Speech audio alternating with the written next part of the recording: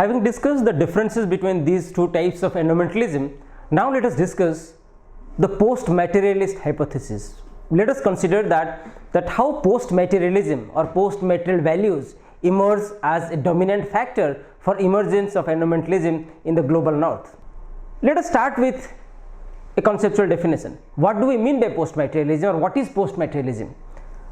The term post-materialism was coined by the American political scientist Ronald Inglehart, and this term post-materialism was coined to basically analyze the cultural shifts in the values, or the shifts in the cultural values in the advanced industrial societies after the post-World War era, or during 1950s or early 60s. During the post-World War II time in the Western Europe and Northern America, the society has achieved greater prosperity and there has been greater resources in these societies. There has been rapid economic growth which has resulted in satisfaction of the basic material needs. So in that sense, as I just mentioned, the main focus of these societies by 1960s or by early 70s is not with the material concerns of sustenance, is not with material concerns of survival, because substantial prosperity has taken place, economic growth has taken place, and there has been a lot of resources, there is a lot of prosperity among the people. Society is now not struggling with livelihood, society is not struggling with existence or with sustenance. It is in this context that society is gradually, or the Western industrial societies is gradually shifting towards a new form of cultural paradigm, or they are shifting to a new cultural identity. The pursuit of material needs, or the attempt to satisfy the material needs, has resulted in separation of human beings from that of nature. As I just mentioned, that during the phase of industrialization, or starting from industrial revolution till the post-World War time, there has been a great emphasis on industrialization, there has been a great emphasis on production, and that has resulted in large-scale degradation of environmental resources in these countries. But however, as I told, that there was a great silence during this period, and industrial revolution, or the satisfaction of material needs, that has resulted in separation of people from that of nature, because society was more concerned with production, and the emphasis on production has resulted in a basic separation from human beings from that nature, where the dominant ideology, as we have already discussed, was that of controlling, mastering and capturing the nature. However, with this cultural shift in the post-material times, or when these material needs are fulfilled, the post-material values tries to reunite, tries to reconnect human society with that of nature, because now the material needs have been satisfied. Now sustenance base has achieved. Society is not struggling with society is not struggling with existence. Society is not struggling with existence, and it is not struggling with sustenance. So time has come where the society started focusing on quality of life issues. So therefore, nature based, so in this context, or when there is a cultural shift that is taking place, because material needs have been satisfied, society has achieved prosperity and progress, nature suddenly becomes a space for luxury. Nature becomes a space for spending your leisure time, because this material prosperity or economic growth has created opportunity for people to spend time with nature. It has created, first of all, it has created opportunity for people to have some leisure time, to have some luxury with nature, and they want to now go back to the nature. They want to now reunite with nature, reconnect with nature, to spend time, to spend leisure time. And that created the basic idea for conservation of nature, because now people want to spend time with nature, people want to spend their leisure time with nature, and therefore they need nature, therefore they need that nature should be conserved, nature should be preserved, where they can spend their leisure time. So it is this shift in the cultural values, or the shift from material to post-material society, or the post-industrial society, that created sufficient ground for conservation ideas, for conservation for ideas for nature conservation in the Western societies.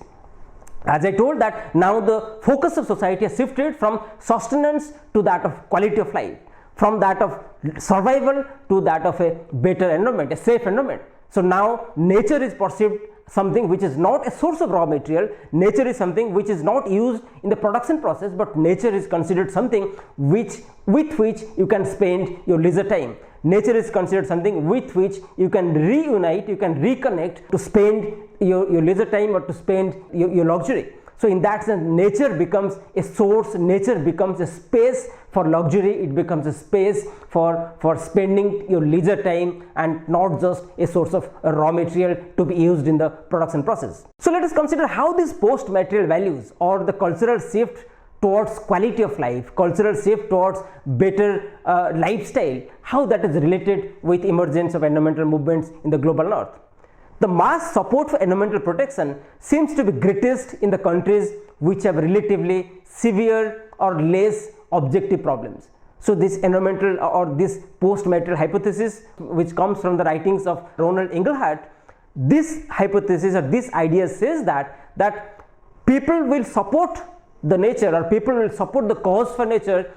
These post-material ideas or the post-material hypothesis tells that support for nature or ideas to protect the nature will emerge in those areas where people are not struggling for their sustenance, where people are not struggling for their existence. So in that sense, post-material hypothesis says that the mass support for environmental protection seems to be greatest in areas, seems to be greatest in countries that have relatively severe objective problems, that have relatively less objective problems, in the sense that the problems of survival or the problems of sustenance restricts people, limits people from thinking about nature, from caring about the nature. So public support for environmental protection is shaped by subjective cultural values, that it is your objective dependence of nature that distracts you from the idea of nature conservation, because nature for you is a source of production process, nature for you is a raw material.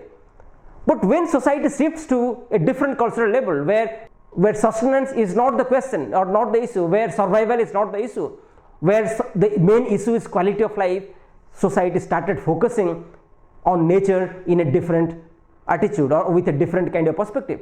So now people started supporting nature because of their different subjective cultural position.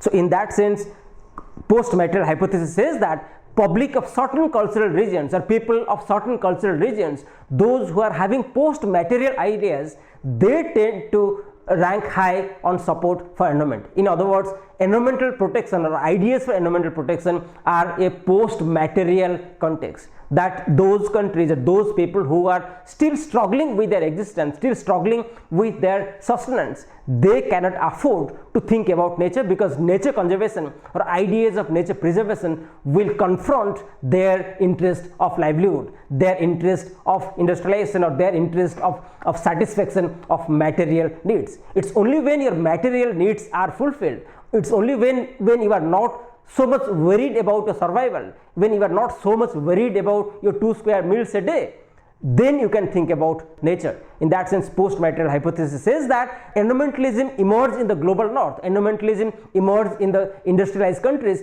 because of this cultural shift towards post-materialism, because now that material needs are satisfied, people have the luxury, people have the time to think about nature, because now they want a better quality of life and therefore they want to spend time with nature. So this reconnection with nature, reunion with nature is more cultural, post-material than material.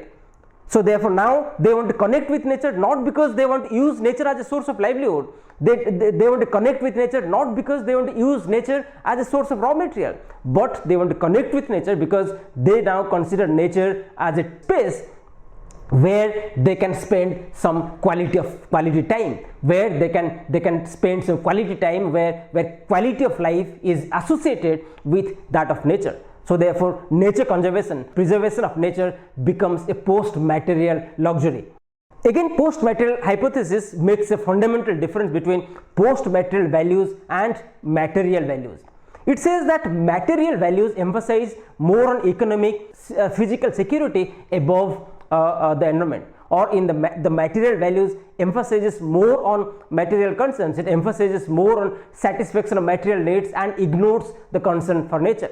Because in these societies, or in the societies which are still struggling with material values, or which are trying to satisfy their material needs, any concern for nature, any caring for nature will conflict or will be opposed to their concern for livelihood or concern for material needs, in the sense that material needs and the desire for protecting the nature fundamentally opposed to each other. That during the process of material need satisfaction, nature will be degraded, or people will degrade the nature, they will not care about the nature. Whereas as society shifts to the post-material context, or as society shifts to a post-material cultural context, there will be more emphasis on self-expression, there will be more emphasis on quality of life, there will be more emphasis on spending leisure time, or there will be more emphasis on safe and pristine environment. So therefore, this logic fundamentally says that environmental movement will emerge only in a post-material context when society transforms from that of material industrial context to that of a post-material post-industrial context. So therefore, post-material hypothesis basically says that environmentalism grows out of emergence of post-material values, that only when your basic needs are satisfied, only when society is not struggling with poverty, only when society is not struggling with your material needs, then people can start thinking about nature, because thinking about nature is a luxury. Thinking about nature is a more cultural, more post-material, and therefore people in the developing world or people in the global south cannot afford to think about nature. So in that sense, the interest of, or in that sense, environmental movement or environmental ideas are basically prerogatives or interest of upper class or upper middle class, because it is this class who are not struggling with their sustenance, who are not struggling for their survival, because their survival is guaranteed, they have achieved prosperity, so therefore they can afford to think about nature, because thinking about nature will not contradict their interest for livelihood. Whereas people in the developing regions, or the poor people belonging to the lower class, they cannot afford to think about nature, because thinking about nature or concern for nature will be contradictory against their concern for livelihood. In that sense, environmentalism becomes a post-material luxury, or environmentalism becomes a post-material luxury, because people in the developing countries cannot afford to care for nature, because your concern for nature or ideas to preserve the nature contradicts your ideas or your requirements to fulfill your basic needs, to fulfill your material needs. In that sense, like just I discussed, during the process of industrialization, nature will be considered as a source of raw material, and therefore any ideas to preserve the nature will come in direct opposition towards satisfaction of material needs. So therefore, people in the poor countries, or people those who have material values, they are tied up with issues of survival, with poverty and development. So environmentalism becomes a upper class issue, environmentalism becomes a upper and upper middle class concern, because poor or those who are still struggling with material values, material requirements, they are more interested in economic growth and satisfaction of their basic needs, satisfaction of their material needs, and therefore they cannot afford, or they can continue to think or to show their concern for nature. Elaborating on post-material hypothesis, Ronald Inglehart writes that only rich nations and rich people are environmentally concerned, and such post-material pursuits can be afforded only in the global north, because they have enough money to invest on the environment. Similarly, US journalist William Tucker writes that environmentalists in any area seems very easy to identify. They are quite simple, they are members of the local aristocracy. The environmental vision is an aristocratic one. It can only be sustained by people who have never had to worry about their security. Likewise, Eric Hobson writes that the main support for ecological policies comes from the rich countries and from the comfortable rich and the middle classes. The poor and the underemployed or underprivileged wanted more development. If you carefully see these quotations, or if you carefully think about these quotations, what do we generalize from that? What do we understand from that? That post-material hypothesis tries to create a contradicting dichotomy between economic growth and environmental concerns.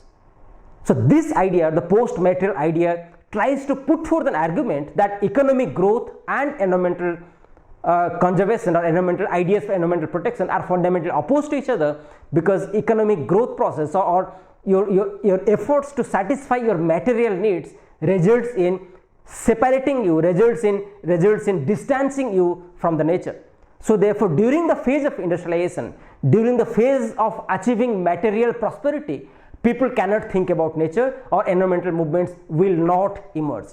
So therefore, the basic logic of this idea, basic logic of the post-materialist idea is that environmental movements emerge in the global north because the society has shifted to a post-material, post-industrial level, post-industrial context, and therefore environmental movements becomes a phenomenon only in the global north. So the global south, or the poor countries, cannot afford to be green, cannot afford to mobilize for environmental cause, because they are so engulfed, or they are so engrossed with their material requirements.